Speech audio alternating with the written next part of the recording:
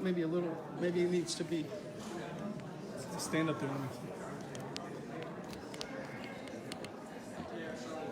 We're almost ready to go. That'll be good. All right, and it's working, it's live, right? Yeah. All right. All right, we're going live here. Ready, Sarah? Sarah, you ready to start?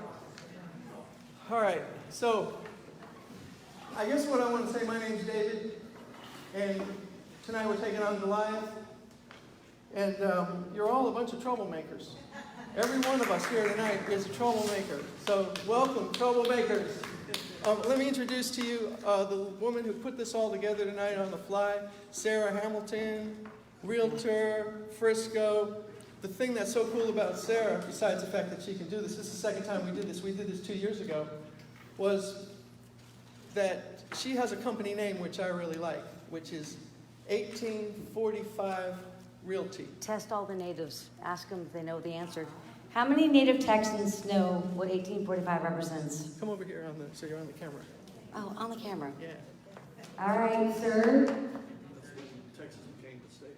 Well, good for you, because you wouldn't believe how often I hear people go, well, what's that mean? And I'll say, well, are you a native Texan? They're like, yeah. Tell them what it is, so they didn't You hear got it it. right. But It's the year Texas became a state. 1836 was when they left the Constitution, and 1845 was when they became a state. And you picked that for your business title because? Because my family is all originally from Texas, and I felt like, well, selfishly, a branding thing is that numbers are more resonating with people if you're driving down the road. So, with that being said, it's still very near to my heart, and thank you, sir, for knowing that. And I'm sure you, sir, in the back probably do the same answer, but this gentleman got you first. And so she's a patriot. Obviously, she names her business after the year that Texas became of age. And the thing about it, I want to lead into the fact that they have this wonderful document which you can't really find too easy on the internet because they hide it. It's called the Texas Property Bill of Rights, Property Owner Bill of Rights. And one of the things it says in there is you have the right. You have it. This is one of our speakers tonight. On the back of the piece of paper, I'll hand Collin it out. County Commissioner and Chief Troublemaker. And I think on the second page, it says you have the right to protest your property. You have that? You gave that out? No, I guess you probably don't have it. The property tax bill of rights? Listen where you can find it. Some of you do have it, I see.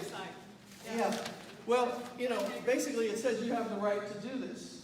And I don't think everybody understands that.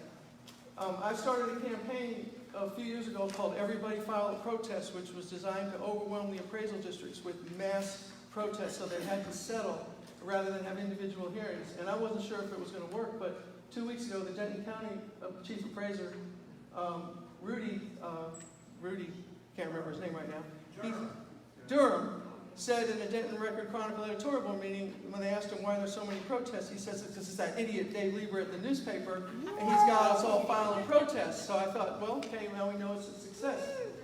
And now, just as an aside, Rudy is the mayor of Louisville, and he's also the chief appraiser of the Denton Central Appraisal District. And so there's a bill that's been put in by State Representative Matt Krause, House Bill 1333, which says you can't wear two hats, which means he would have to give up one job or the other. And I heard that yesterday from Matt Krause. It got pushed into the House bill as a full amendment, and so it actually has a chance of passing. That's just one of the little ways we can tweak the system. But the main reason we're here tonight is because we have two phenomenal experts who are super smart when it comes to this. They're really among the most aggressive people that you can find in the property tax business because they're both innovators and they're both very tactical strategists, smart people. And of course, then we also have Susan Fletcher, who's a Collin County Commissioner, who breaks all the rules because she refuses to vote to raise the tax rate for Collin County. In fact, they're the ones that are rebelling against all the other counties are complaining about this, that, and the other, and then they go in and they go, well, we're taking the taxpayer's side.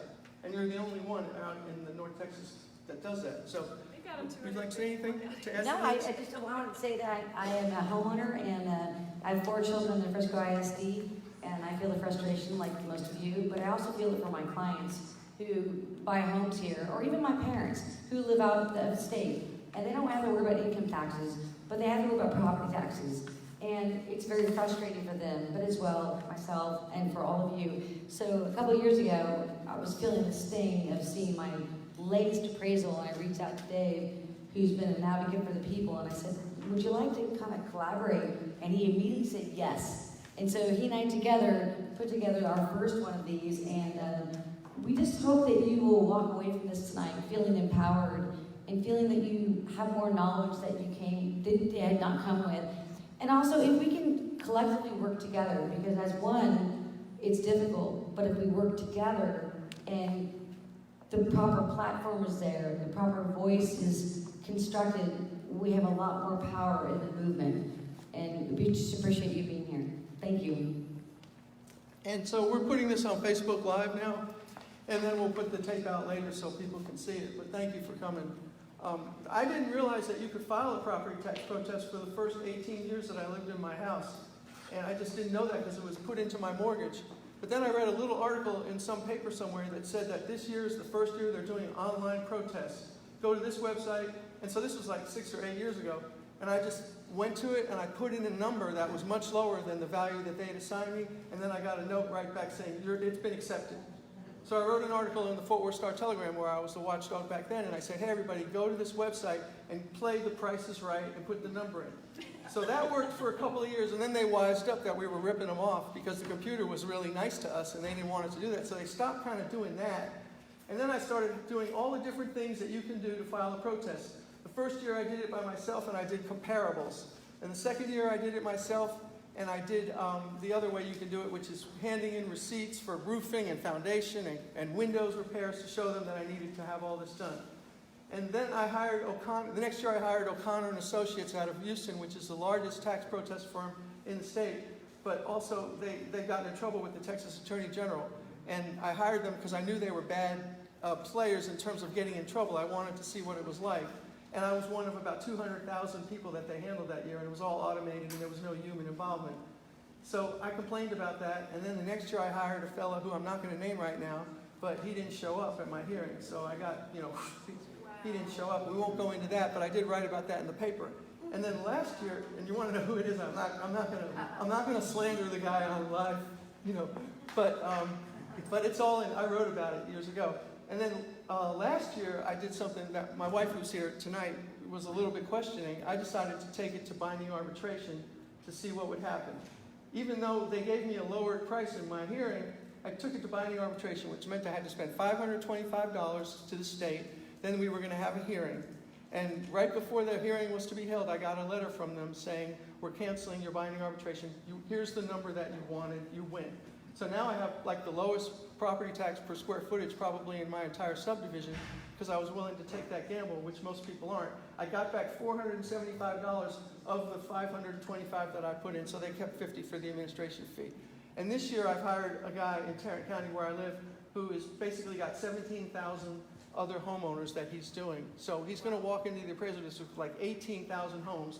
Rather than have 18,000 hearings, they most likely will mass settle most of them, and that's the strategy of everybody file a protest. So that's my background, and we could talk later, but now I want to introduce to you our first speaker, who is, he doesn't know that I'm going to introduce him this way. Where is Will sitting? The microphone's not doing you any good. Okay, well then I think the mic went off, actually. It went off. Let's, yeah, it says battery. Yeah. Okay, talk where's Sarah? Hey, Sarah? Sarah, the battery died on this. Can you call Oscar and... Yeah. Jose, Oscar, I was close. Okay. Denton County taxpayers paid enough to cover the battery. I actually have batteries in my bag if I could just figure out how to open it. So, okay, I apologize for that. So while she's getting them, before I introduce Will, because I really want Will to be picked up. So there's basically 3 ways that I know of to protest your property taxes that make a lot of sense. And one of them is the comparables, which they call the comps. And one of them is the idea of bringing in invoices from roofers and from foundation people and saying, I need this with pictures to prove that you need it. And then a third way that I've used is to find a house in my neighborhood which is exactly like mine. It's the same model, square footage, but their assessed value is less than mine. So I go in there with a picture of their house, a picture of my house, and I show what theirs is, and then they just automatically lower it down. So that's, yes, sir. Is that, do you have to approach the homeowner to ask them what their assessed value is, or is that something that you can find online? Yeah, the question was, do you have to ask your neighbor how much their value is so that you can go in them and screw them over? Basically, I added that part, because that's what happens. They find out you're about to do that, and they go, oh, you're going to... So you never tell your neighbor you're doing that. You go to the appraisal district, and you just start clicking on all the addresses on your street, and it's all public information. And so you just see, you can do your whole neighborhood, anybody you want, find out what it is. And if you find discrepancies like that, you go in and you show it to them, and they have to almost pay attention to it. The problem with the system is we're all from different counties. I'm from Tarrant, some of you from Collin, some of you are probably from Denton, and it's different in every county, and it's different with every ARB board. You can never really, there's no standardization. You don't know whether what you're going to do is work. It wouldn't work in Collin, but it will work in Denton. It wouldn't work in Denton on Wednesday, but it'll work in Denton on Friday. And so, yeah, okay. Hang it over, please, sir. Thank you. Okay. So, if everybody can hear me, and can you hear me in the back? Okay, Will, you'll be able to talk a little loud, right? Let me read this little introduction I have for Will. I've been saving this. The reason why Will is here is because I wrote a story about him a couple of weeks ago, and it was about the Grapevine Colleyville ISD board president whose home value for tax purposes kept dropping, while all of her neighbors kept going up, and up. And I mean, I couldn't really tell you why that happened, but I laid out what I knew. And it turns out that Will Wiggins of North Texas Property Tax Services was her representative. And I thought, okay, that's pretty cool. The guy's pretty aggressive. He knows. But then I got this letter in the mail. And it comes from a woman who I know who was an ARB. Hello. There we go. Can you hear me? Yeah. Is anybody out there, tax assessor? Thank you, Sarah Hamilton. Okay. So, you know, this writer was an ARB member, and she writes to me, Will Wiggins, listen to this, Will, okay? This is like a really great testimonial for you. Will Wiggins is one of the best agents working, in my opinion, because in every hearing he is seriously relentless, presenting rational evidence for his clients. He is always the last agent to wrap up in the year as a result. There are only 2, maybe 3 TAD representatives they assign to him when he goes to protest, and it is frequently a contentious hearing, which is exactly what I would want with an agent if he were representing me. Perhaps you could contact Mr. Wiggins or another agent you trust to tell you the truth. And so without further ado, to tell us the truth of North Texas Property Tax Services, the tough guy who's the last to leave, turns out the light at the appraisal district, Will Wiggins.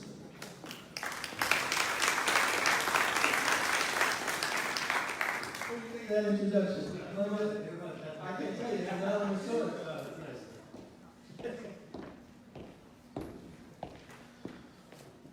Well, hello. Come up to the mic. Come up to the mic. Is it this one? Both of them, yeah. Talking to both of them. Wow. There we go. Okay. Can you hear me? Well, I have a loud Let me voice have that mic. when I want to. I coach volleyball, juniors, girls volleyball, so there's a lot of screaming in that. A lot of times I have to talk, but not look mad while I talk loud. There you go. And thanks. I guess I'll use this instead. This is my nice voice. Well, as far as the forum, I was curious what exactly the purpose of the mission or intent was tonight. So as I heard, As I heard, the intent is to inform you.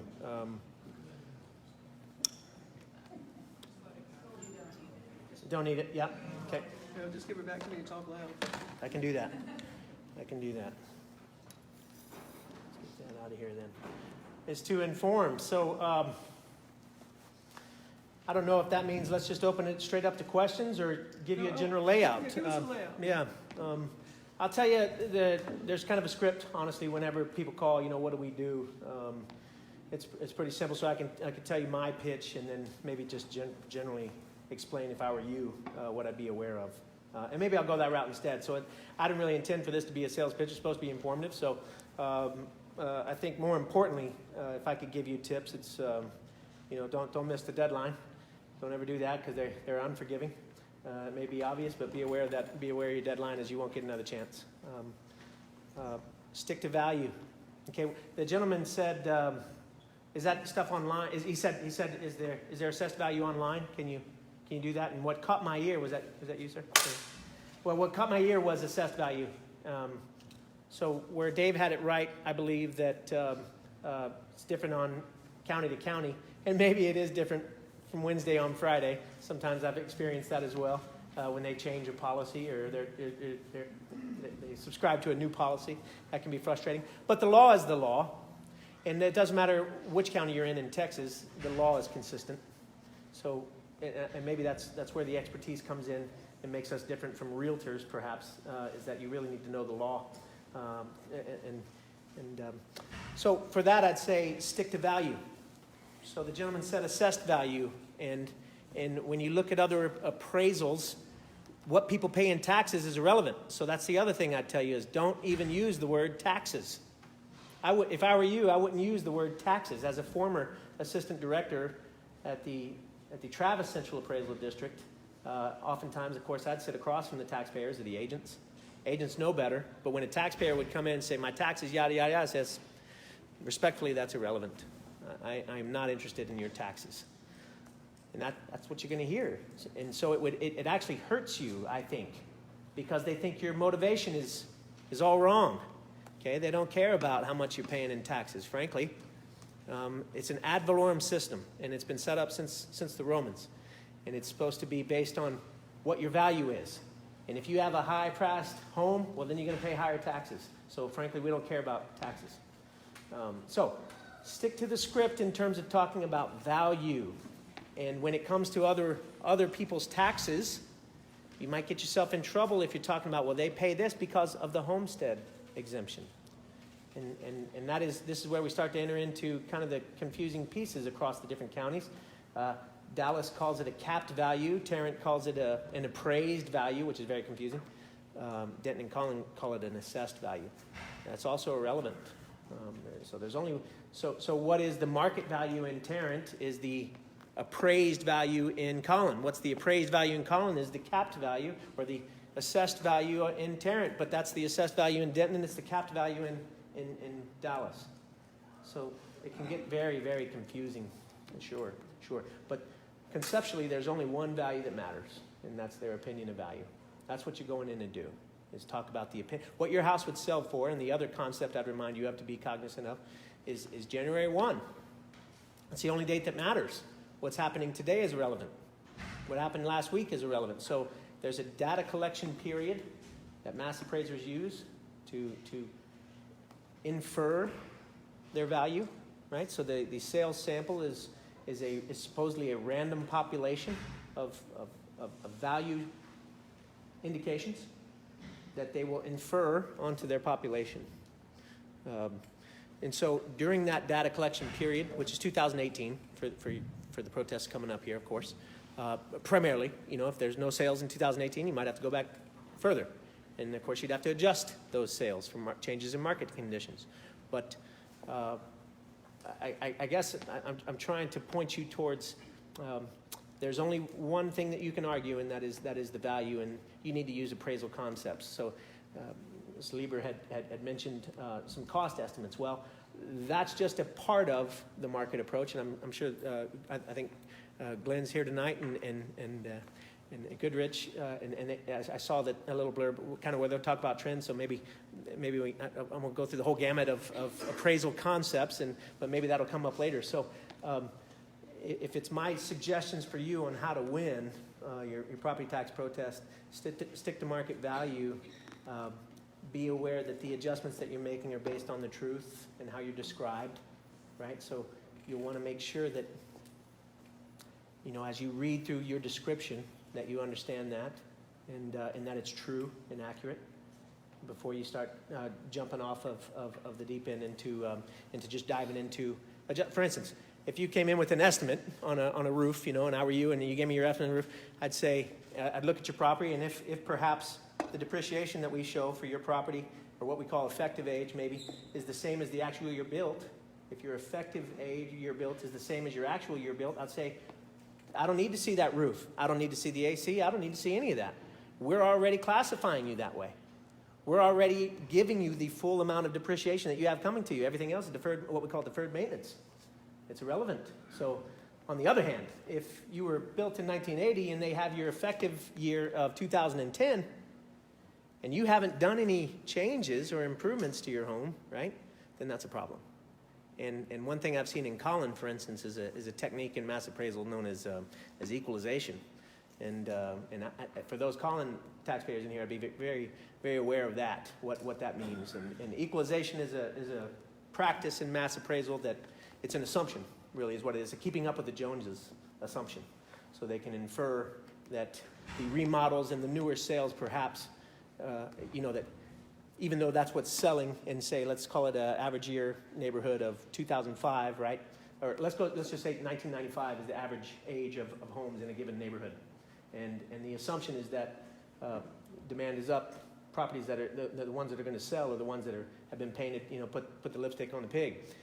And so the assumption is that everybody's keeping up with the Joneses. Everybody is. Everybody's doing that. So our effective year for this neighborhood, we're going to take them all up. So even though they were all built in 1995, we're going to equalize them to a 2005, perhaps, range. And then let the games begin from there. You would have to affect the burden of proof is now shifted to you to come in and disprove that there's been any improvements to your property, and that can be a tricky game as well too. So, beyond that, I would say, be brief. Don't go down the road of taxes. Stick to the point,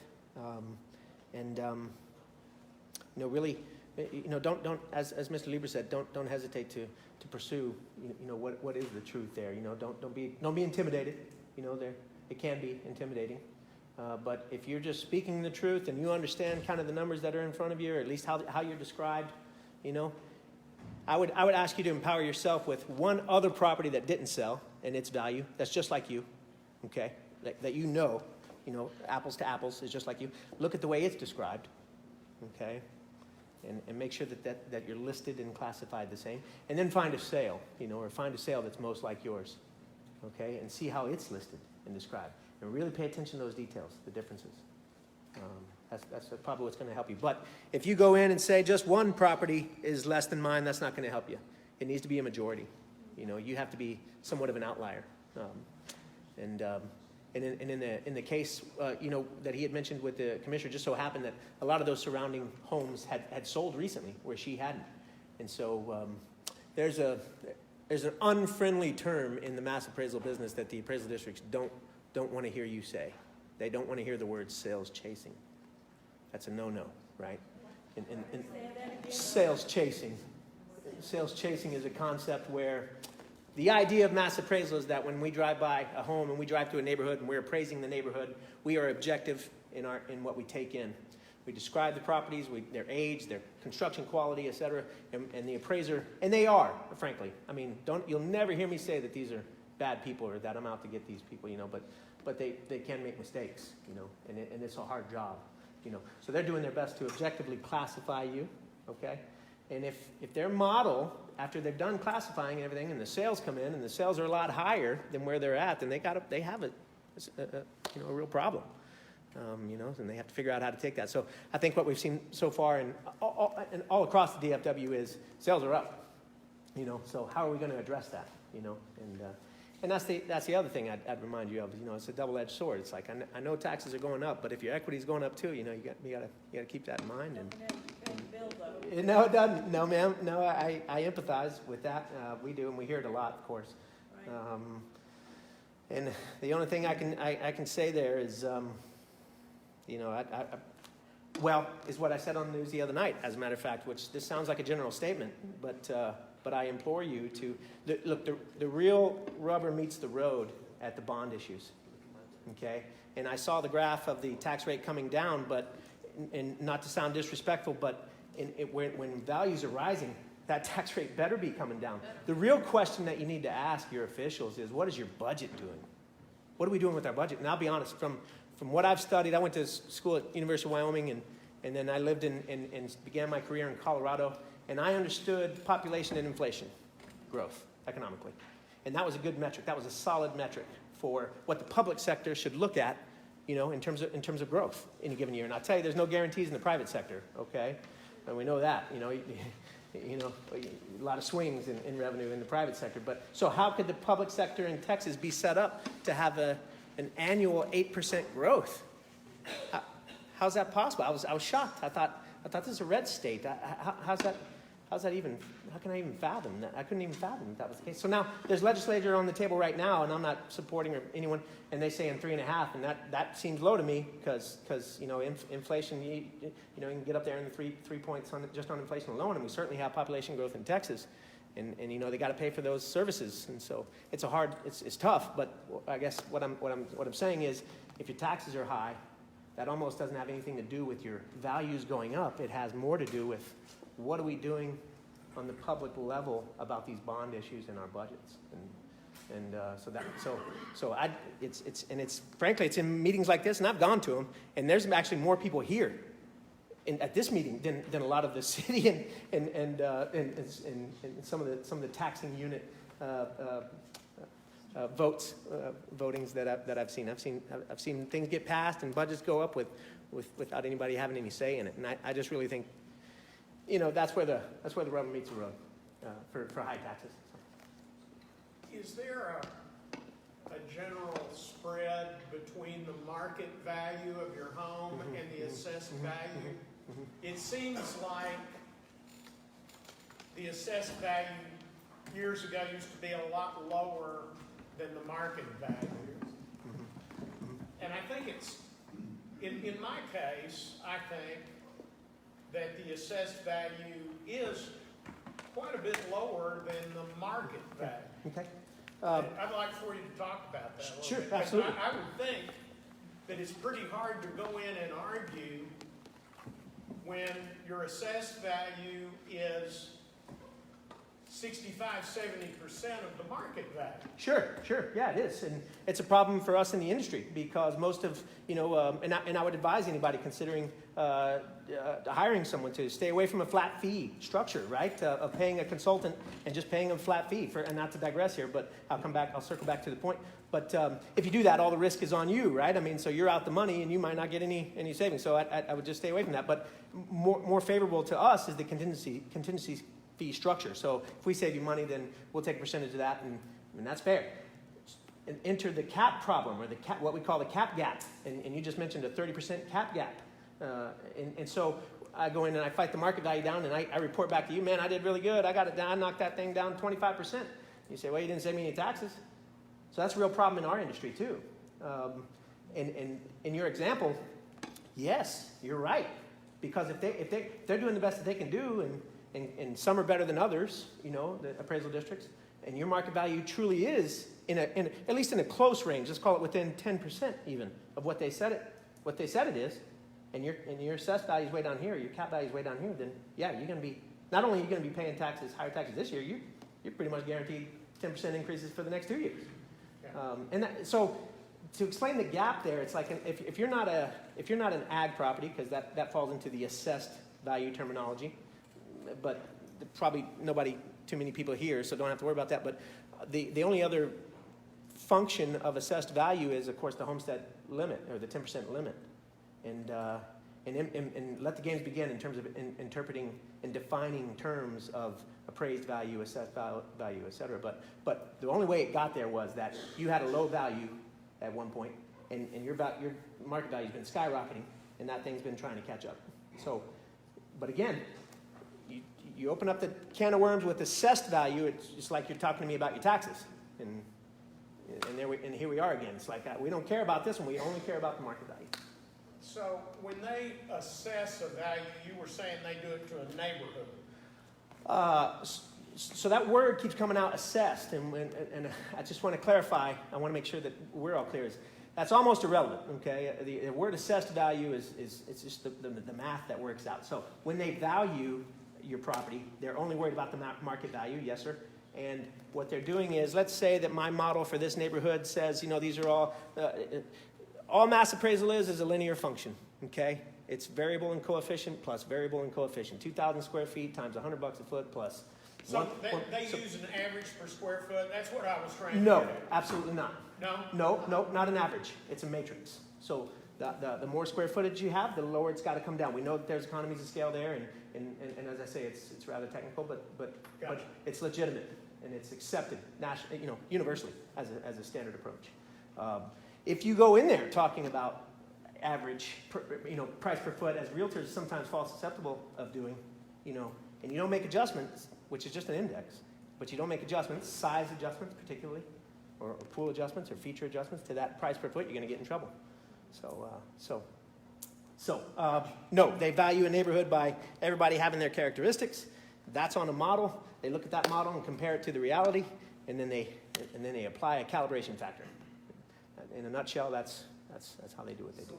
Where do we find that model? Where do you find the Model. So is that information that you're talking about the market value? Where, So you said some dependent variables, right? One of them is the model that they use to What? get Uh-huh. that tax. yes. So I think that information should be public, right? It is public. It's all of the pieces that are on. If you go to the website and you look at your property, every district does a good job some do the bare minimum, others are, really descriptive. But it's all on there, and it's really just the primary drivers of value, right? That we all know about. So the size of the home, the size of the garage, whether or not you have a pool, an outdoor kitchen, So it's all very transparent. Now, where do you find perhaps the matrice or the schedule of the coefficient? That's proprietary, and there's a lot of debate about that in Texas right now. Like, what if a appraisal district buys from this company, let's say Marshall and Swift, which is a construction-based company, kind of a cost-based company, or can they turn around and disclose that to the public if they made an agreement with the private company not to sell their stuff? So there's a lot of debate about that. But you can ask for it. They have to show you however they arrived at your value, of course. So that is made available to you. That's one of the things you ask for when you protest. You ask them Great. to show Yeah. you the information. That's a great point. Thank you. I kind of left that out. I would advise, when you file your protest, you might as well, on the same sheet of paper, file your request for evidence. We call that a 41411. 41411. But you don't have to know the tax code. As soon as you say the word evidence, they know they're obliged to provide you what they're going to show you or show the board in the hearing. So at least you know what you're going up against. Ahead of time. Okay, ahead of time. Request for evidence. Yeah. Here's my protest. Here's my request for evidence. That's good. Uh-huh. One, how do you find the effective age that they're using? Is that actually on your Some districts do that. So if it's not on your statement that you just got, how do you find it? Definitely won't, it most likely won't be on your notice of value statement. That's a very limited piece of paper. You can look on the web, on the internet, and it's oftentimes it's on there. Sorry, oftentimes it's on there. It will be available, but sometimes you have to dig deeper. So in Collin, there's a general download, and Tarrant, there's a general. So they all have their general downloads, and sometimes those are really big files, but those are there's a little more offered on those than just the website. Then I live rural, live in a street, most of the houses were built in the 80s. When you take photographs of these houses, Mhm. and they have not kept up their roofs and painting, and there's dead cars in the yard, and all of those things that can lower my property value, does the board look at that? They'll consider it, but it's hearsay and conjecture.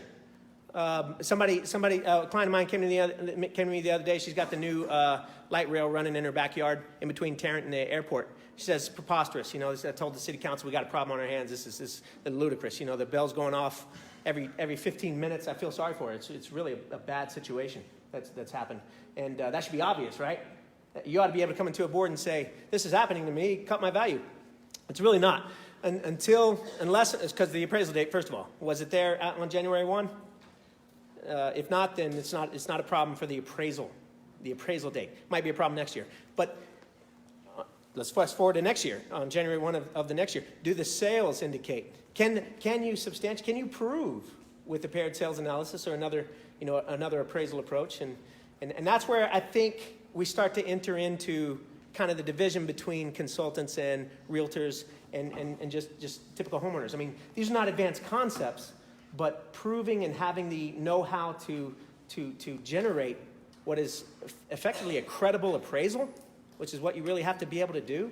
You know, you don't have to. It doesn't have to be certified, but it better have some integrity behind it and some know-how. I think we start to kind of dissipate from maybe the layman's ability, but you'd have to have, you can say it and it holds maybe some weight, but they're going to want to know how you quantify it, and that's your challenge. Yeah. So, one of the problems I had back in 2009, way before I ran for public office, was the Central Appraisal District using the builder, the type of builder against me. So, in my case, I had a home built by Darling Homes. They had 3 different levels of homes in my neighborhood. And they were saying that was the best builder in the neighborhood, and they were judging me by the highest, when in fact, I was like the 2nd grade, you know, middle of the road house. Right. Which started out with different amenities and all that. But at what point does, and you talked about this a little bit with the age of the home, but at what point did, somebody's gonna put in marble counters, somebody else is gonna, you know, do some other finishes and it's different. At what point does that not matter anymore? It always matters. It's a difference between what I used to say was a Kia, but they've come a long ways, you know, in 10 years. But I used to say, you know, there's Kias and there's Cadillacs, and that's the construction quality. And then there's those that let their dog and they smoke cigarettes, if you will, maybe in their car. It's a little harder to maintain. Nothing against that, but a little harder to maintain that car than it is, you know, somebody that doesn't have that, perhaps, or keeps their car clean. So the effective age is really the maintenance, right, and depreciation schedule, but the construction quality is more of the craft, right, and the quality. So you said, how do they differentiate? Well, and I've learned a lot. My wife's a realtor for Rhodes team, and that, you know, they do a lot of business, and I've learned a lot from her about builders and kind of the range of product. And I used to say that too. I used to say so-and-so builder is, you know, class 10, so-and-so builder is class 9, you know, that giveaway.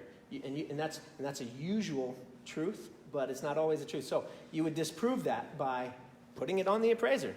What constitutes the difference between a class 9 and class 8? And watch them sweat. Because between effective year and classification, those are very subject, they're opinions. It's just an opinion. So you need hard evidence to disprove that. Can you use pictures like I mentioned, like Of course. Sarah, like our house is from the 70s. Some of our countertops are still the old in the 70s. You bet. And we haven't had anybody come out. Which county are you in? Dallas. Dallas. So Dallas has the effective year on there. They also have the condition. So take a look at that. You know, you should be in it. I would think you said you're built in the 70s, and everything's original. Pretty much. Yeah. First of all, pictures help. I mean, let's be honest. If you put in the work, and you come in there that day, they obviously see that you're putting time and energy into this. It must be worth your while. You know. So yes, pictures help. We receive them. We welcome them. You know, and ask for them because it tells us about your property. I would describe your property in Dallas as no worse than, or no better than average condition, and say maybe an 85 or a 10-year adjustment to that. You know, but I'd have to look at it. But you can find out. And so if you haven't made changes to your property, I guess the point I was trying to make earlier is, then there's no need for an effective year change. Because like one thing I'll say, like some houses that are appraised at my value, they have new countertops, the kitchen, the bathroom, all that's updated, and your outside looks great. Siding from 5 years ago, but inside it's basically the same. Well, you're doing it right there. I mean, you're attending your hearing, and you're saying what needs to be said and showing the pictures that need to be shown. And but again, I kind of I echo that advice earlier. It's like, what if even though they did have an 85 on your effective year on your property, and you said, but I haven't made any changes, but they have equalized, and everybody else has the 85, then it's all the same. It's all you don't really have a case in that regard because you're like everybody else, so be cautious of that. So would repairs done in 2018, like the foundation repairs that were done in 2018, does that matter, or is it? Foundation's different. Foundation's considered a little bit more exclusive. That's not necessarily deferred maintenance. That's a problem. That's an atypical or exclusive problem with that subject. Okay, and if it was done in 2018, I can use that evidence to say. Sure. Yeah, absolutely. But if it's cured, if it's something that's cured, think about your disclosure, when you go to sell. What do you have to disclose? And if there's not a problem with the foundation, I mean, you can disclose that it was repaired. But the point is, if it was repaired, then we're good here. When we tried to get the cost to appeal 2 years ago, Mhm. we found out there are no comparable houses that are in Price City because we have the smallest house, only one level, the rest are all two. Well. What can you do? Yeah, it falls back on kind of this example back here. It's like you're starting to walk into the arena of professionalism in terms of valuation, and just common per square foot type of arguments and things like this. So what can you do? Technically, you have to expand your scope.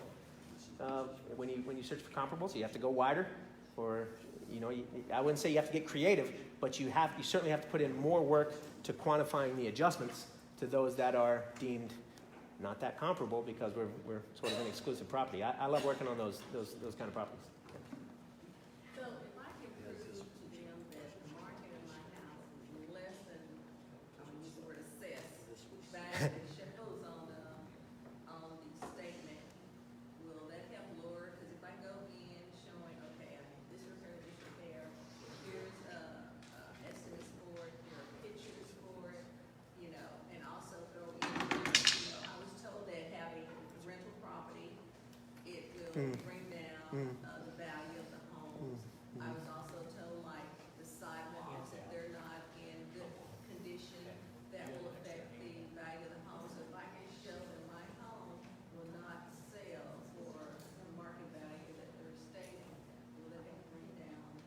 Absolutely, yeah. You hit the nail on the head. Yeah, absolutely. That's the whole game. Sometimes showing it that. goes for the video, tell what she said. So she had offered, can I show as sidewalks are busted? I have a renter, a lot of appraisal districts, and I'll touch on that. Some appraisal districts consider that a given, that there's a obsolescence there associated with obsolescence, meaning a form of depreciation or a form of lack of maintenance, if you will, technical term. But some think that's a given. I don't personally. I myself would rent to people that would take my house and take care of it. so I don't know that that's a given. But what you had offered in terms of I'm showing them. I mean, the main thing you said was, if I can prove that my market value is less than. Well, conceptually, everyone that ever talks about appraisal needs to keep in mind that market value is only ever an opinion. And so your opinion versus theirs, and how much more credible is it? And if you do the work and you provide the truth about your property, that's going to be more than what they typically have, on their records. And from there, it's a matter of, okay, well, is that different than what we've already been saying? And so I hope that helps. But There's a guy in the back there. My question, and this is from living in Dallas, Mhm. it's supposed to be a fair and equitable system, yeah.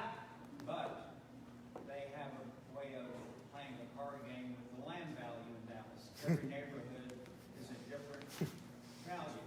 You can have some of the biggest homes on Lakewood Country Club at $30 a square foot, and our 1,500 square foot homes neighborhood over to the east of that, Yeah. 35 a square foot. Yeah.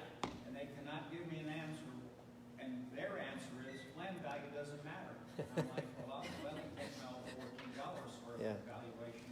Now Yeah. they're worth 35, but they will not give you an answer, and to them it's all equal. And I thought that obviously doesn't sound right, and I protest every time, but Yeah. I know DCAD has drawn a line in the sand the last couple of years, and it's like, it is what it is. Yeah. I mean, you can go down with all your homework and all your photographs.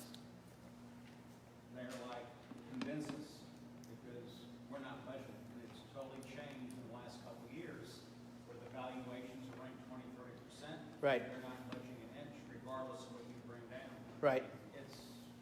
Something's not passing the stink test in that, what DCAD's doing. To try and help you here, I empathize with that, and in the industry, it's known that is that's a bear to take care of. And again, we're back to kind of the third point of the night of the difference, I would say, professionally, and sort of layman's, and what you know that you're up against versus what should be obvious. Well, I'd offer to you, I hope, that you're getting into the appraisal scope, technically speaking, of a piece of land. But that's probably not the subject that you're talking about. The subject is most likely an improved property or a home or something like this, right? And so those are very different products. And when I talked about earlier about the sort of the calibration and the equation, et cetera, error is assumed in there. And land error might be one of them. So we can't venture out of what we've done to calibrate in this specific area because we're already taking care of that error. Now you go and talk about another area and it has error in it. Well, those are apples and oranges, and that's probably you probably get a response like, we can't break out the land and the improvements. We are talking about the total value here, sir. And that's generally the response there. So if it is a genuine issue, so I'd beckon you to look at the adjustments on the land. To look at consider the adjustments. Yeah. Look at all that.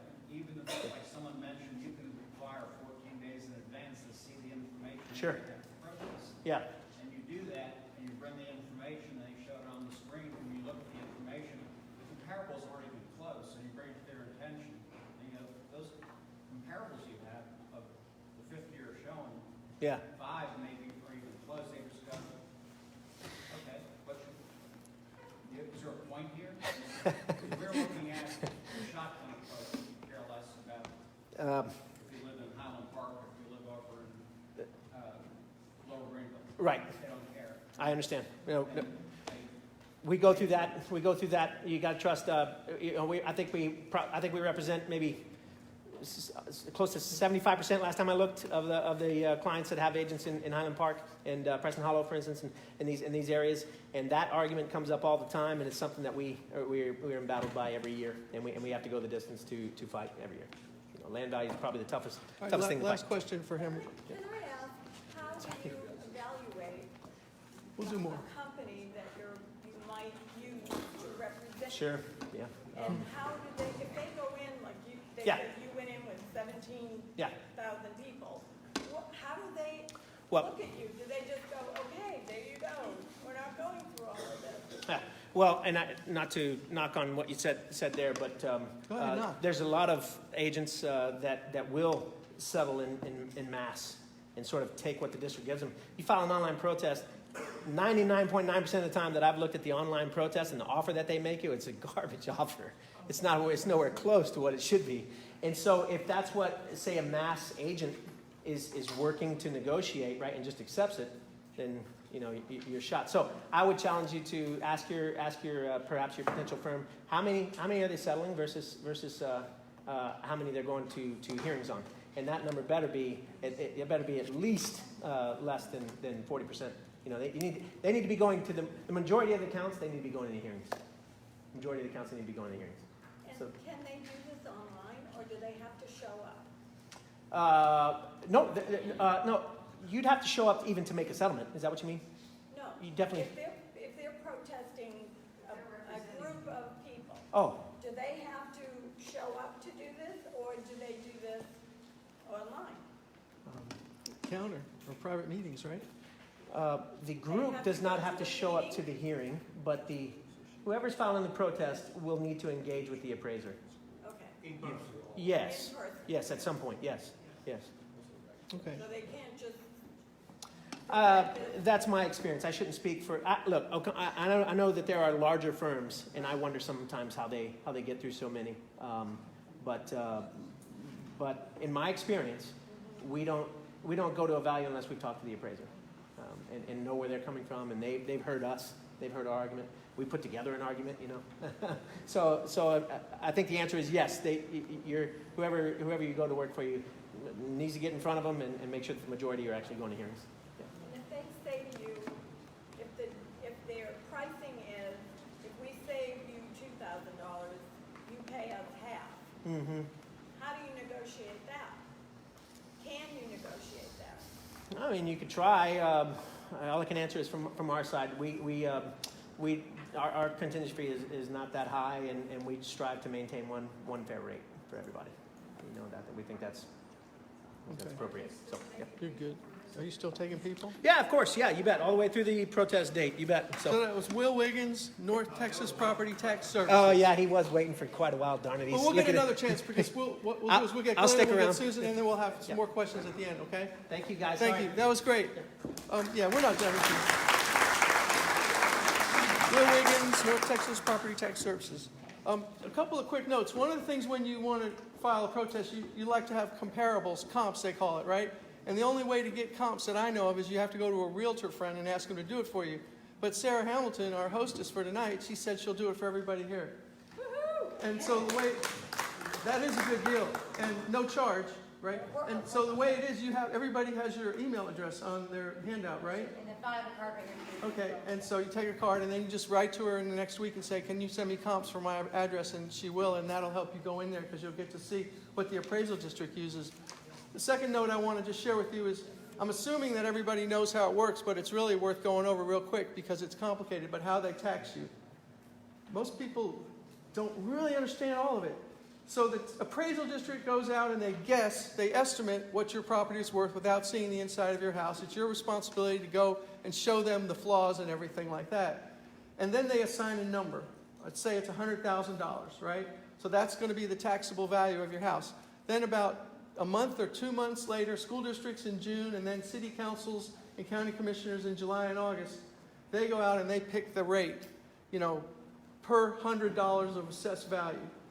And that rate multiplied by the taxable value that the appraisal district gave you that sounds like rain, is going to give you your tax bill. And school taxes are frozen for over 65, but the city, the county, and the school, and the hospital district, and the college, they all can decide to freeze or not freeze at 65. So it's different in every city and every county who's freezing and who's not. Okay. And should you still protest your taxes even if they're frozen? Yeah, you should, because if you're going to leave your house to your children, if there's a big tax bill, they'll get clobbered down the road. So everybody should file a protest, I think. But a lot of people don't agree with that, but that's okay because I'm staking out a radical position. So our next speaker is a really cool guy. He's the youngest guy in the room, pretty much. I think you're probably 29 years old now, maybe? I'm 34. Okay. So 34, who thinks 34 is the youngest guy in the room? I do. So his name's Glenn Goodrich, and he contacted me a couple of years ago, and he says, I'm working on a website right now that allows you to go look up your house and get the full report that you need to take to the appraisal district to protest. And the first year, I was like, well, you're not really to go public with me on that. Last year, after he tweaked it, it worked. I wrote an article about it. Thousands of people went to it. And what I like about it, not only is that it gives you a report that you can use to go into the appraisal district, it does a lot of the work for you. It's not completely accurate. He said on mine last year that I probably didn't have a chance, but then I pulled that binding arbitration trick and I did win. So, but it's computer driven, it's database driven, and he's the son of a property tax consultant who's a legendary property tax consultant in this area, but he's really a cool young kid, okay? Because his website is called propertytax.io, and it's now in its second year of full-time work, and it does all the counties out here. And I thought that Glenn Goodrich could come up here and give you some trends and some ideas about what he's finding that's working and not working. So welcome this young whippersnapper up here. You're right, I always do that. Talk loud, okay? No All right, I brought my water so I can talk loud. And I know the rain's going to be, so I'll alter that voice up. And just let me know if you can't hear me. I should say that my website's propertytax.io. It's known for an instant and free property tax analysis. It's based on comparable sales in the neighborhood. So I will kind of alter what Dave just said. It is accurate in the sense that it looks at comparable sales. The route that Dave went and the route that we encourage you to go if our site says that comparable sales can't help you is to look at the condition of your property. And Dave has written about his success story arguing the condition of your property. So I want to make sure that if you go to my site, propertytax.io, that you know that it's that you're looking at an analysis that's using recent sales as a basis. We're not saying don't file an appeal no matter what we say here. We're just trying to help maybe save you some time that says, hey, comps may not be the route to go this year, maybe try to go condition or another route to get that reduction. And that's also a catalyst to say maybe I don't need to purchase Glenn's product this year. You know, if they're saying that their product can't help me, why would I purchase it? So we're actually telling a lot of people on the site that say, hey, you scored a week on comps, you know, don't purchase our product to go in there and try to argue the value down because it's not really going to help you. So it's really meant as a screening tool to let people know, hey, we can help you or we can't help you. Another really cool thing about the site that I actually think is much cooler than the instant and free analysis is a chat feature that we have on the app. So you can chat with myself or some other property tax professionals that we have at the company and just ask us questions about that. And that's totally free. You don't need to sign up or anything like that. Some common questions that we get are, what's the difference between my appraised value and my market value? And I can answer that in a question later because it's actually kind of a complex issue I have found. I'm still trying to thread the needle on how to answer that question because it's usually a caveat into, well, should I even file an appeal to begin with? And I'll get back into that a little bit later. So one of the things that I have with the chat app is I can crowdsource a lot of people's experience with the appraisal districts because we are a do-it-yourself solution, or one of our products is a do-it-yourself solution. You can also hire us to represent you as well. But a lot of people choose the do-it-yourself solution because it's cheaper. And honestly, you know your property better than I'm going to know your property. You can use your photos, and you know, some people go to the open houses in their neighborhoods, and so they know the sales better than we would know the sales. And so you can say that, hey, this sale over here had all these updates done to it, and mine didn't. And we encourage you to use your own personal experience with how you think you should value your property, and use that with our tools to help you make a better argument at the appraisal district. Because what I have found is the more of your opinion you put into the argument that's backed up by some really nice objective information on top of that, the more willing they are to move on a value. So let's just say that I just go in there with comps and I just say, here are my comps, I should get the value lowered. Well, they're going to put those comps into their system and it's going to adjust to the number that they think it should be at. What you should do is you should say, here are the comps, here's some photos of the comps. Here's why my property isn't as nice as this property, because here's some photos of my property. Look, they've done kitchen upgrades. Here's some MLS comments that show that this was fully updated, to the nines, that kind of thing. Use that information to combat what they're going to be seeing in their system when they use that comp. So kind of the theme that I'm going with this year is it's a year of finding angles to argue with the appraisal district, because it's tough. It is a tough year this year from what I'm finding, because I think I have a good pulse on what's going on with a lot of people because of that chat app that we have on the site. People chat in, they say, hey, the appraisal district, we did an online appeal. So this was my experience last year. Let's set it up with how it was last year, the year that I launched the app. We'd give people evidence. They would chat in, hey, the appraisal district cut my value $15,000. Do you think that's fair? Do you think that's good? I would look at it and I would say, yeah, I think that's, it could be a little bit lower, but it could have also been a little bit higher. If you want my opinion, I think that's a pretty reasonable value. That was a pretty common experience I got last year. Let's go to this year. Hey, Glenn, and actually we've improved the algorithm. We have better comps. It's a better product this year. Let's set it up that way. And I'm not saying that the appraisal district, before I get into this, because I'm not saying the appraisal district is doing a bad job. I'm just saying market value is a range of value, high end and low end of value. Will touched on it, and I will say that Will's reputation does precede him. He's a fighter at the boards, and I can attest to that through my own personal relationship with him. And he has a lot of respect among the community for being an intellectual of the industry in that regard. So when you go in there and you're arguing that my property is not as nice as this other property, the more of your own opinion you can put into that, the better. Because, like I said, they're going to put it into their they have like a database that's really computer driven, automated adjustments, things like that. It's a very objective tool. What's missing from the process is a lot of subjective emphasis. And you can have good subjective information because what you think about a property may be different than what somebody else thinks about a property, and that's why market value is a range of value. Will said it's an opinion. This is my opinion of the value. They're going to have their opinion of the value, but keep in mind that their opinion of the value is what a computer is telling them that the opinion of value is. So I think a human can, backed up with objective information, using their own opinion because you know your neighborhood better than that computer knows the neighborhood. You know your house better than the computer knows that house. I think when you layer on your subjective information, that's more powerful. Now, here's what might actually happen. You submit your stuff online. It's hard to communicate your subjective information online. You can use photos from MLS, because we're in Denton County and Collin County, Dallas and Tarrant. They all have online appeal systems. Some are better than others. How many of y'all, just real quick, have filed an online appeal in Denton or in Collin County?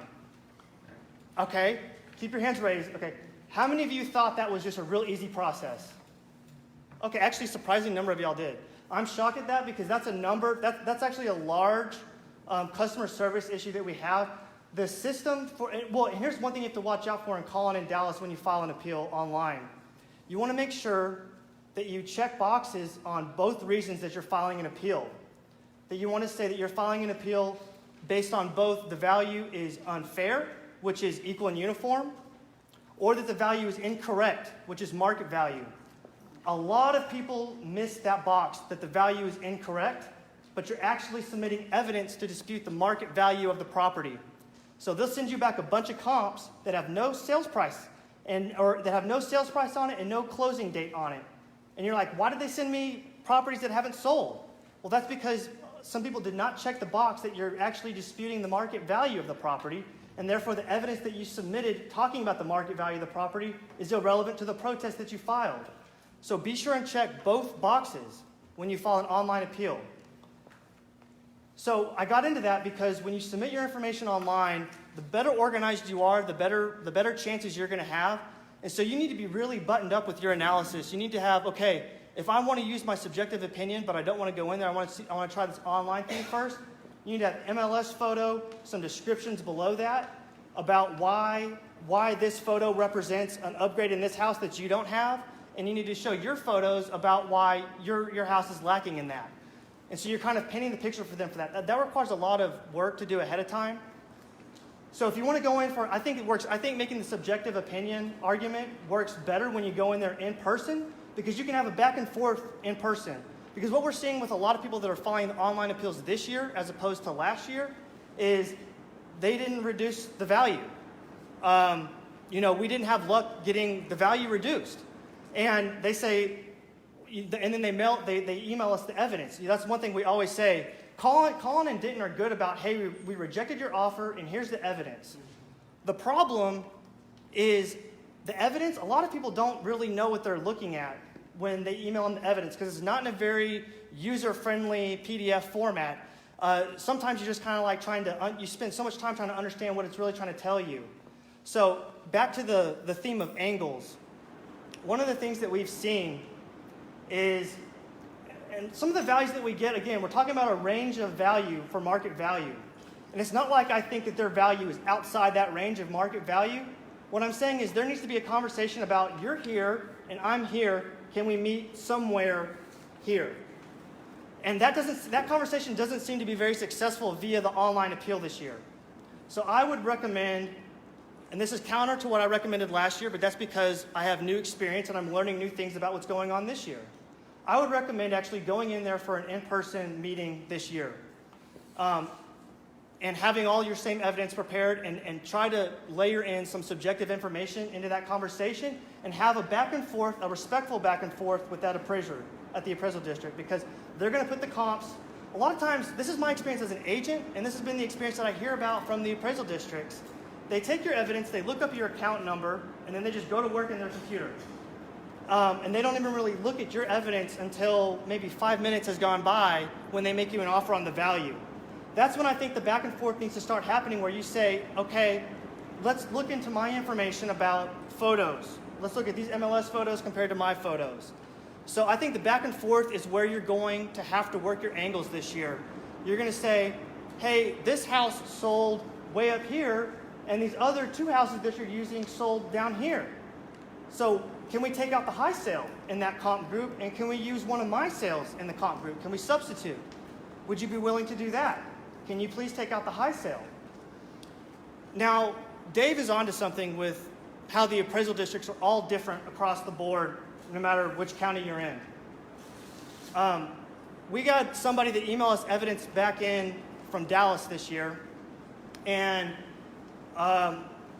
we noticed that they had a 2017 sale, that Dallas had used a 2017 sale on the evidence. And let's just be honest, okay?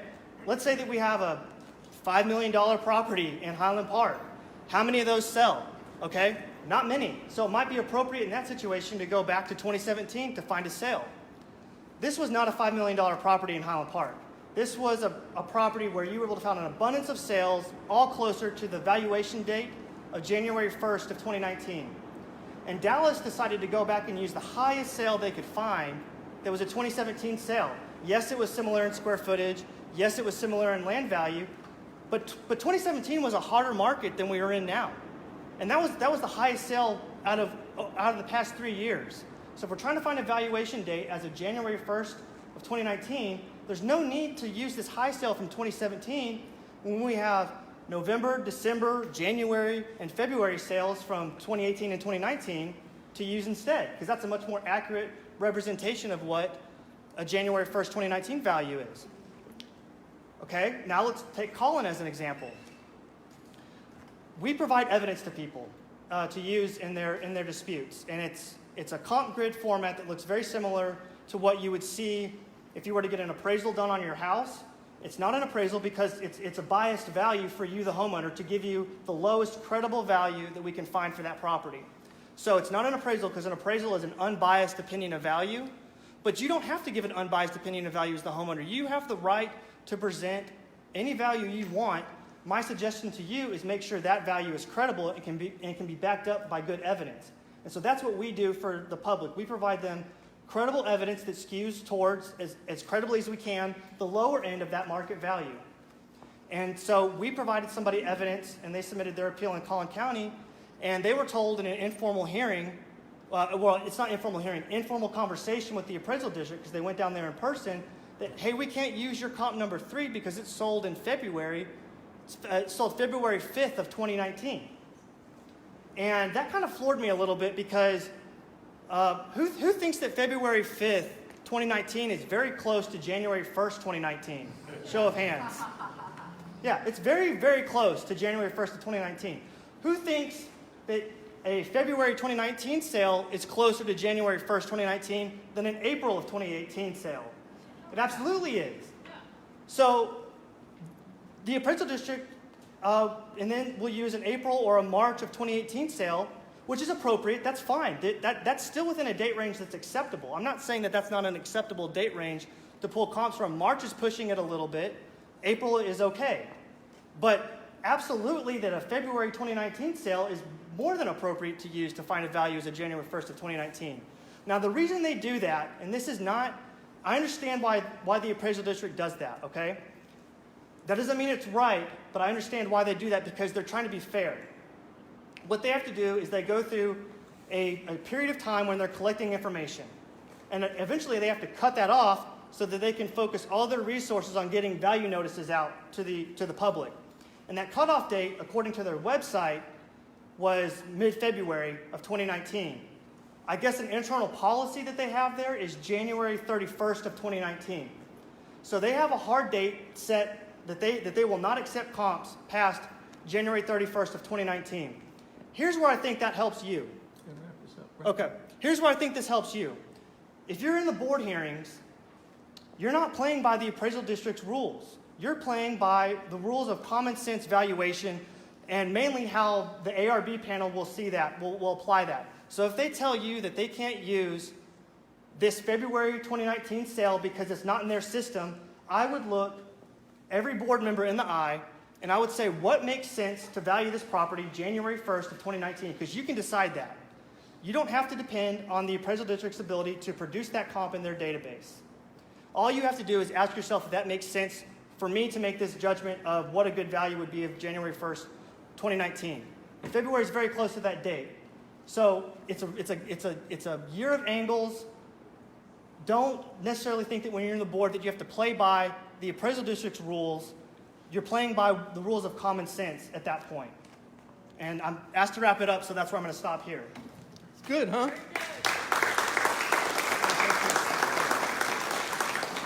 Okay, so our last speaker, is I already told you is a real critic of the current tax system. Susan Fletcher, Collin County Commissioner, and I want to kind of put you on a spot here, like a kind of a journalist thing.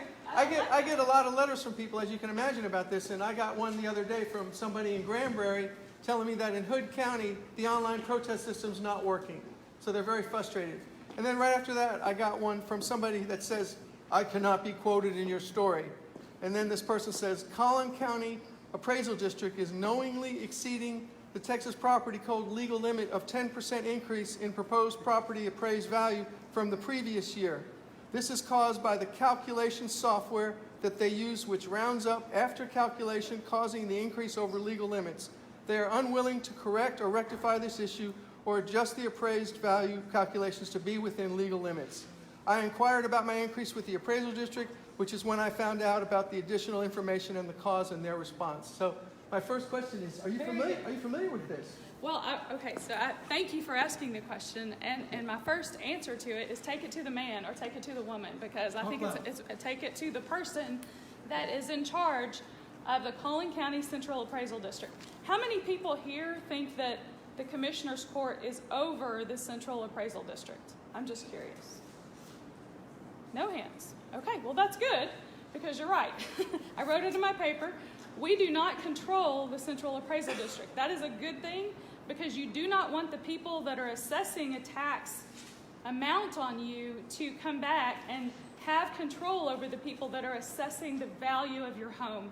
That would be a major conflict of interest. And all we would have to do would be to go over there and say, hey, raise the value a little bit, because we're too scared to ask for more money or raise the tax rate. So that's good that you understand that. It is disturbing to me that you have this information that they're not following the tax code. So I would say definitely we need to get on top of that. File whatever you talk to the person. Bo Daffin is the person in charge of the Central Appraisal District. I would call down there and find out exactly what that is, because that is really, really important that they follow the code. I'm really disturbed by it. I don't know what else to say other than we need to be following the code. So to start off, what's important for you to understand and why I'm here, is there any other elected official here in the room? I'm just curious. I don't see one. I didn't think there would be. I'm not trying to judge anyone, but I'm here because I represent you. I understand you are my boss. Whether or not you live in Collin County, your commissioners, you're their boss. Your city council people, you are their boss. Your ISD trustees, you are their boss. If you find an elected official that does not understand that, please fire them, because they don't deserve to be in a position of service. Everybody wants to be a public servant until they're treated like a servant. And it's not good. It's really not good. I signed up for this to represent you, to be your voice. That's why I wanted to do it. Some people want to be somebody. That's not why I'm here. And if you find somebody that doesn't understand they represent you, they need to be out the door. You need to find a new one or run yourself. So that's why I'm here. I'm here to answer your questions. So first of all, the county is not the Central Appraisal District. I don't have any authority over them, although we are required to fund their office, which is kind of not fair, but there's a lot of things tonight we've talked about. They're not fair. So I'm only responsible for the county portion of your tax bill. So out of Collin County's tax bill, our average home, probably about 67% of that bill is the ISD. Now, I'm not trying to throw the ISD trustees under the bus. We have this whole Robin Hood tax system that takes your tax dollars, if you live in a high enough district, and sends them to other parts of the state to fund education. Education's important. I'm not saying that it's not important either, but for the average citizen in Plano that pays into Plano ISD, they're taking $200 million a year of Plano ISD tax dollars and sending it across the state. That's a real problem. The state is responsible to fund education, and so that's one of the things they're arguing about right now down in Austin.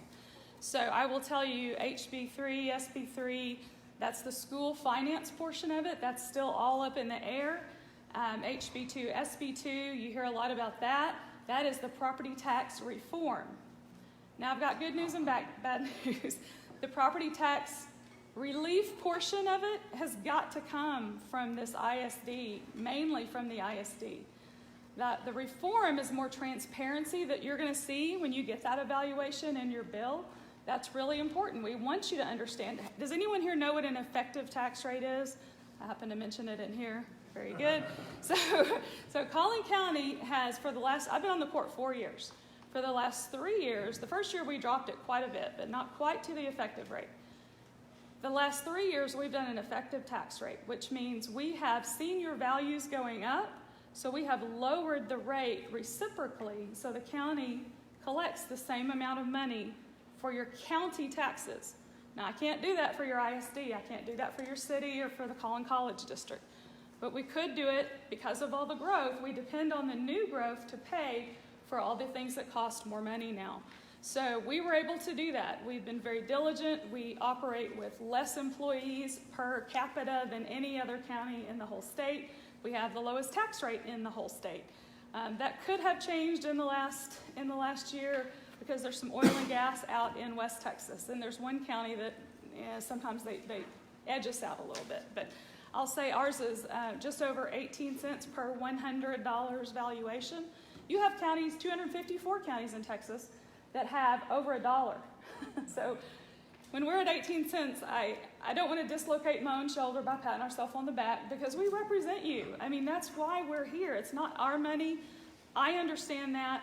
And so I'm there fighting for the taxpayers. So just the effective tax rate, they're looking at changing that language to be the no new taxes rate. When you see that new evaluation that you get to see what you're assessed on, the no new taxes rate is supposed to be on there. They're going to change that wording. So the legislation that's on the table right now, it will not help your current tax bill with HB2. When they say they're going to cut it from 8% without a protest down to 3.5%, which is where it's at right now, that means they're going to, at 3.5%, if you hit that trigger, you're going to be able to automatically go to a tax rollback, a ratification election, one of those kind of things. So it will slow the growth of your tax rate, but it will not cut your taxes. And that's really important for you to understand and to hold your legislators accountable to really dealing with where we're bleeding. We're hemorrhaging from our neck when it comes to the ISD portion of it. 67%. I mean, that's a huge amount of one of my average taxpayers in Collin County. So the county's 8 to 9%. You've got about 20% for the cities. You know, I'm not going to throw any of the city council members under the bus. You know, they've got things that they have to do. They've got economic development. Some people think that's a great thing. Some people don't. They don't want their city to grow at all. I will tell you that the commercial tax base helps lower your taxes. So as they're doing those things, as they're building that commercial tax base, it's helping to even out so it's not all on the shoulders of homeowners. So that's a good thing. The county doesn't do any economic development. We do TIFs and TERS. I won't get into all the differences of what those are here tonight, but we do a few things to help out with the infrastructure. That's our main job when it comes to that portion of it. But the county's there for your jail, your judicial services, your roads, your infrastructure, all of those things. We're the lowest division of the state. So we're there. Any authority I have is given to us by the state legislators. So you've got your state representatives and your state senators. They're like my business partners, but they're the senior partner. Every 2 years, they get to go to Austin, and they rewrite the partnership agreement. They can make it say whatever they want. They can take away authority that we have. They can add unfunded mandates to us as a county. So when they make changes and make us pay for things like new election equipment, which is up right now, we got a little bit ahead of them there because we thought it was important to go ahead and get that. But they're mandating new elections equipment. I mean, that's a $10 million expense. So those kinds of things, when they mandate those, they don't provide funding for us. So it's a little bit disingenuous or I would say duplicitous to say, we're gonna come in and tell you what you can tax, but then we're going to give you additional things to pay for.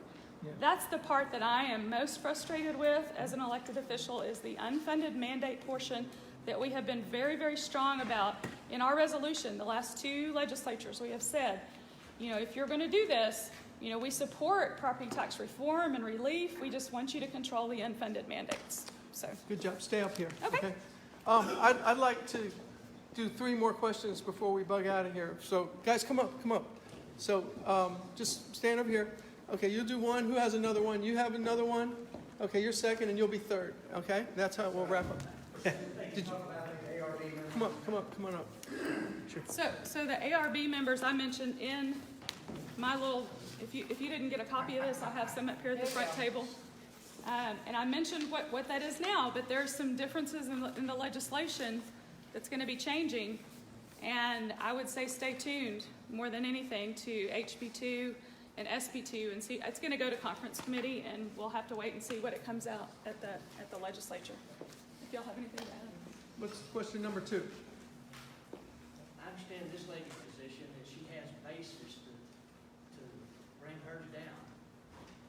But this gentleman, I never did understand the resolution if my assessment that's listed on the tax roll is far less than I'd be willing to sell my house in the Compton area. I just, SOL.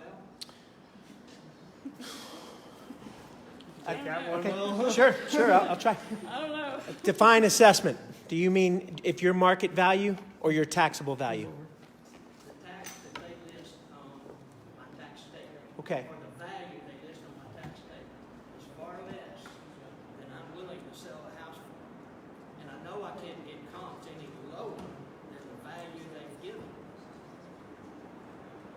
Then it sounds like you're in a good spot if your taxable value is less than what your market value is. What you truly could sell your house for. If your value that they've declared or noticed you at is less than what you could sell your house for, I think you're. So we should just be grateful. Yeah, I mean, hey, every time that they put out a tax assessment to the county, it's a normal distribution. Can I interject? Half of the people are too high and half the people are too low. Asking, like, if his situation is that his value is less than what the assessor's value is less than what the market value is that correct? Correct. As a realtor, we don't look at that. We look at comp sold. We don't look at assessor's value. We don't look at ARV, RMV, none at all. We look at what's actually been sold, and we look at the comparables. And then we have to cross our fingers when the appraiser comes along, because the appraiser can be subjective, objective. We just don't know. Yeah, but I think what he's saying is that when your appraised value is less than what you reasonably believe your market value to be, then it's a tougher job for you to get your taxes reduced than the other lady that you were talking about whose value. Oh, yeah. That is absolutely right, and what I meant about you have to draw the line between taxes and value. The only discussion is value. The thing that I don't understand is, and what I perceive, because I've talked to people whose values are 5% less, 10% less than market value, and then I talk to people whose appraised value is 40% less than market value. I understand how there can be that wide a gap. And I would guess that it's easier to have that kind of gap in a neighborhood that has $1 million homes and $300,000 homes. When you're in a neighborhood that's relatively new, that has $400,000 homes and $450,000 homes, that's going to be pretty hard to argue, because the tax appraisal district has a computer printout that says we got 500 homes here, and they're all relatively worth the same amount of money. Yeah, it's a language. It's a 6-year-old's language as opposed to a master's with an English in some of those other neighborhoods. Where it's homogeneous and there's a lot of transaction volume. That's very easy to model. Yeah. Last question.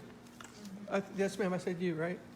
If I call Dallas County and request the evidence that they have on my property, will they provide it to me prior to me showing up in person? You have- So that I can use it Yeah. to prepare my case, or do I Abs- have to wait and get lambasted when you're there? You absolutely have the right, and you have 2 weeks to review it. Okay. So that's why I encourage you, whenever you file your protest, turn right around and ask for the evidence. Well, I knew that Denver would do that. I'll give it to you now. But I didn't know if Dallas would do that. They have to provide it to you within 14 days. They must. Now, Will, in Dallas, don't they, if you request, so Dallas has an online system where you can enter in a PIN, and then you get an overload of information that doesn't make any sense and it's hard to understand. Or you can request the actual evidence that will be used against you, like the specific comps. Right.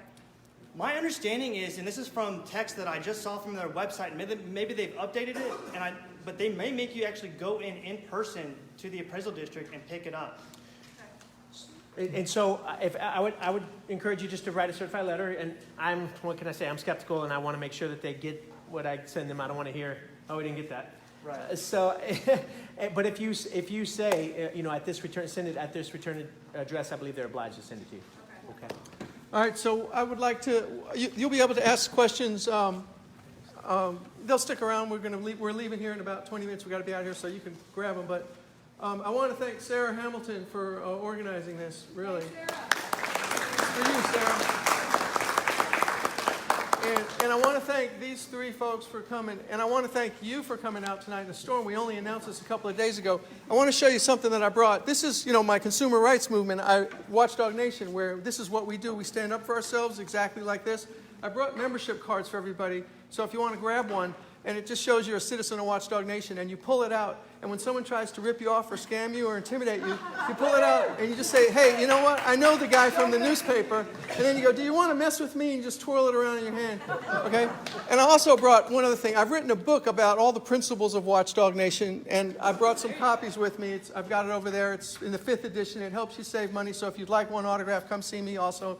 I'll be over at the stage. But I just want to thank everybody for coming and spread the word about this. This will be on Facebook and on YouTube, and I'm going to stick it everywhere so people can share this. But this was really fun. Thank you very much. And I'll say real quick, on the back of the auditorium, you might see the sign that says the storm is coming and they're the cyclones. Let's hope that's not true outside. Yeah, exactly. Y'all all be the storm. I'm going to encourage every one of you to be the storm.